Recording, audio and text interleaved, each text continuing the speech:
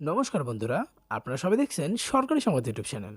বন্ধুরা, যদি আপনাদের পরিবারে 18 বছরের উপরের কোনো ছেলে কিংবা মেয়ে থেকে থাকে, তাহলে কিন্তু তাদের জন্য একটা বিরাট বড় খুশির খবর রয়েছে।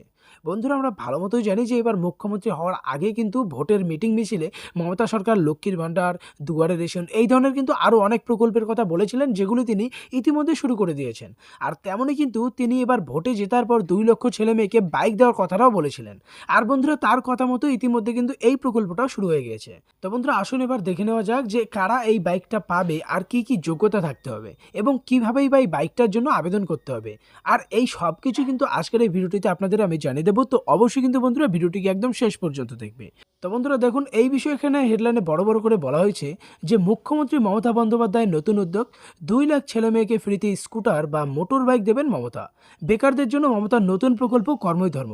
নবান্নে মমতার বিরাট বড় ঘোষণা। তো বন্ধুরা, আসুন এবার দেখে নেওয়া যাক কিভাবে আবেদন করবেন, কি কি ডকুমেন্টস পেপার লাগবে। তবে তার আগে বন্ধুরা, যদি আপনারাও এই ফ্রিতে স্কুটার বা মোটর বাইকটা পেতে চান, তাহলে কিন্তু সবার প্রথমে এই ভিডিওটিকে একটি লাইক করে দেবেন। এর সঙ্গে লাল রঙের সাবস্ক্রাইব বাটনটিতে ক্লিক করে পাশের বেল নোটিফিকেশনটা অল করে দেবেন। বন্ধুরা, এখানে দেখুন প্রথমেই বলা হয়েছে যে ভোটের আগে বেকারদের জন্য নতুন প্রকল্পের ঘোষণা করেছিলেন মুখ্যমন্ত্রী মমতা বন্দ্যোপাধ্যায়। এই নতুন প্রকল্পটির নাম হলো কর্মই ধর্ম প্রকল্প।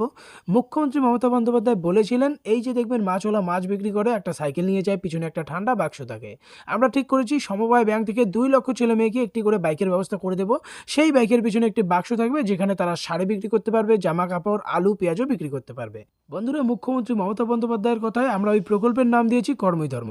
কোনো কাজই খারাপ নয়, 2 লক্ষ মানুষকে কাজের সুযোগ দেওয়া মানে 10 লাখ মানুষের অন্ন সংস্থান করা। বন্ধুরা, মুখ্যমন্ত্রী মমতার এই রকম ঘোষণায় রাজ্যের মানুষ খুবই খুশি। বিধানসভা ভোটের আগে দেওয়া সমস্ত প্রতিশ্রুতি ধীরে ধীরে বাস্তব প্রতিফলন ঘটছে, যা আমরা কিন্তু অস্বীকার করতে পারি না।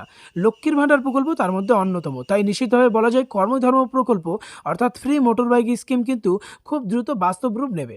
নবান্নের তরফ থেকে অফিসিয়াল নোটিশ প্রকাশিত হলেই আপনাদেরকে আগেই জানানো হবে।